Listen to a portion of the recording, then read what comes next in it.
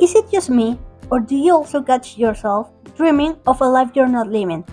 When I'm eating sushi, I start to think about a really good pizza place I love to go back to.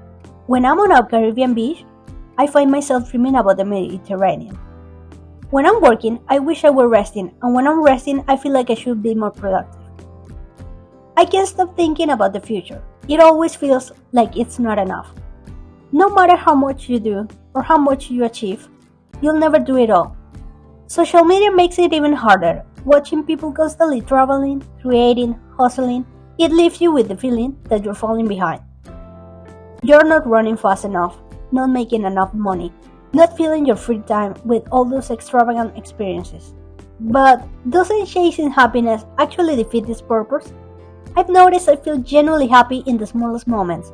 When my latte art finally turns out pretty, when I watch bees gathering nectar from flowers, or even when I'm petting a llama. It's always the little moments, the ones you can post about, that brings me the most peace. This year, I realized that I thrive in quiet. I feel more alive when I don't have anywhere to rush to, when there's no next destination waiting. I'm starting to accept that this is how I want to live, slowly, intentionally, without rushing. Because really, where are we going and why do we need to get there so fast?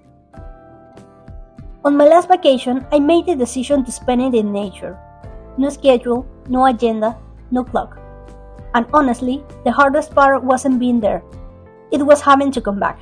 Back to the city, back to work, back to the same fast routine.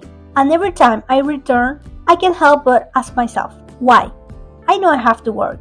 I know I have responsibilities. But still, how can I do all of this differently? How can I move through life at a slower pace? I love to be in a house in the mountains right now, with a garden outside my door. That's my dream, but it's not possible, at least not today. So I ask myself, what can I do now to live a little closer to that dream? What small steps can I take? For me, it starts with 3 things: making a financial commitment, finding ways to make a job remote, and learning the skills I'll need to live that lifestyle. And the truth is, all 3 of those can start today. My wife once told me a phrase she read that I'll never forget. If someone watched you for a week, will they be able to tell what your goals are? It made me stop and think. Am I living in a way that reflects what I want? I can grow tomatoes on my balcony. I can bake bread. I can ferment foods. I don't need my dream house to begin. I can start right here. Still, I sometimes convince myself that I don't have the time, the space, or energy today. That somehow tomorrow I'll be different. More capable, more disciplined, but that's not true. The only way I'll become that person is by starting now, even with small steps. And maybe slow living isn't necessarily about quitting everything and raising sheep or digging a well. Maybe it can coexist even with a 9 to 5.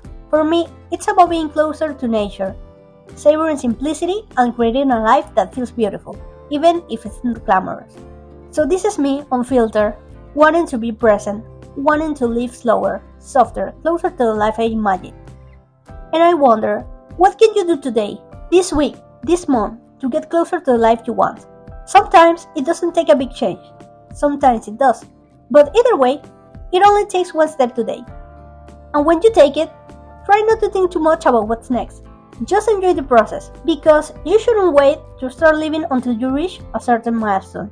Life is hidden in all these seemingly insignificant moments, if you choose to appreciate them. Maybe that's the secret beauty of a slow life.